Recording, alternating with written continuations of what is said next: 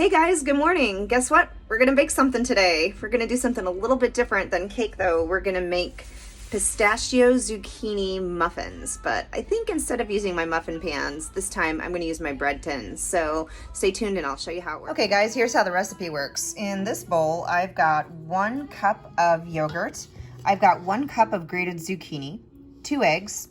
I've got a full cup of ground pistachios. So you don't want them to be quite like flour. You want them to be nice and chunky. You don't want it to be powdery, but you definitely want it to be ground down enough so they mix in well.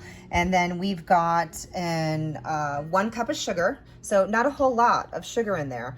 And then you see all this on the side, that's lemon zest. So one of the things when you're zesting a lemon, you're zesting it on the grater and it's really hard to get it off. So sometimes if you just take one of these silicone spatulas, you're able to pull that off if you're having any trouble getting your lemon zest off. So this particular recipe called for the zest of 2 lemons, but I had really small ones. So I actually ended up doing 4, and I'm just taking care. I don't want to put too much lemon flavor in here because remember the star of the show really is supposed to be the pistachio.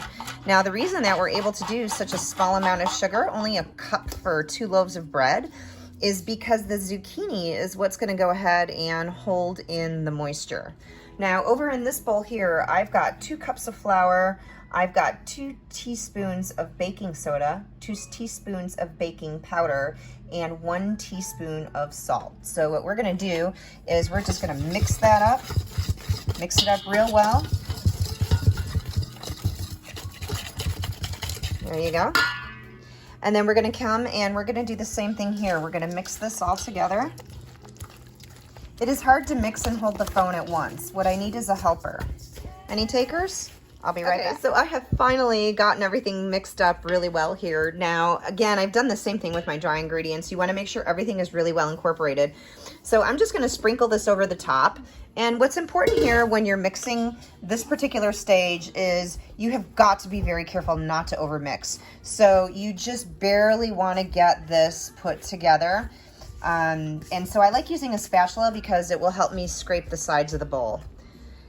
And again, I have to put down the phone because I can't hold and hold the phone and film at the same time that I am mixing. So I'll be working on that. I'm going to get a tripod stand. I think it's necessary at this point. So anyway, I'll be right back. Okay, so I've got this just to where it's just barely combined. Again, I don't want to overmix this, otherwise we're going to end up with super tough loaves of bread. So I'm going to go ahead and put this into my pre-prepared cake or bread pans.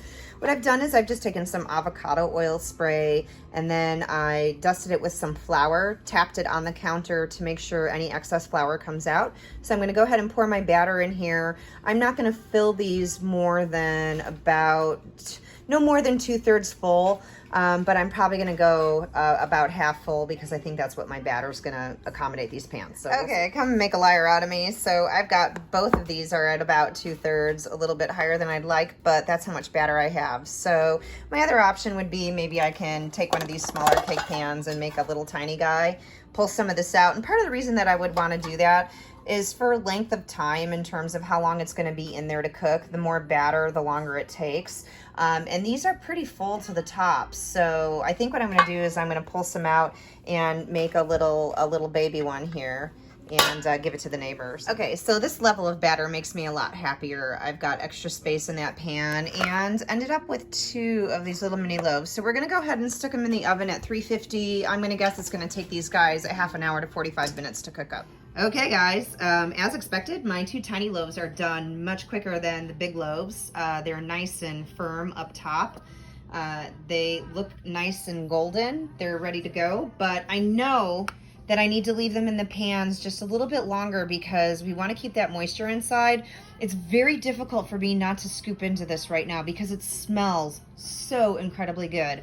But I'm gonna give this another 5 minutes or so in the pan, then I'm gonna flip them out into a rack, and I'm gonna let them cool just a little bit more. And then I'm gonna take a serrated knife to them, because any other kind of knife, when you're cutting it, you may smash the bread or squish it. We don't want that to happen. We want these to stay light and fluffy. So serrated knife, and I'll show you what that looks like here in just a few minutes, but we need some more cooling time before I can actually taste it. It's so hard to wait. This is the hardest part of the whole thing. Okay, so here on these guys, I only sprayed a little avocado oil, and these are technically non-stick pans, but I sprayed a little avocado oil in there. I neglected to use a flour coating, and as you see, it simply does not want to come out of its pan. It just doesn't. So what I'm going to do is I'm going to run a plastic spatula along the sides here. And the reason I'm using plastic, if you don't already know this, you never want to have metal touching your nonstick surfaces because it's going to scratch it. So let's see what happens. Bam, pops right out. Look at that beautiful bread. It's still a little bit warm, guys. I hate to say this, I'm going to have to wait a little bit longer before I can slice it open. Okay, guys, I did it. I cut into that zucchini pistachio bread.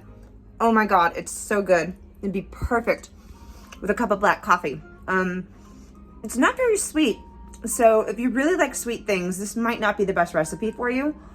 But if you're looking for something a little bit healthier, I could totally see using this as a morning meal.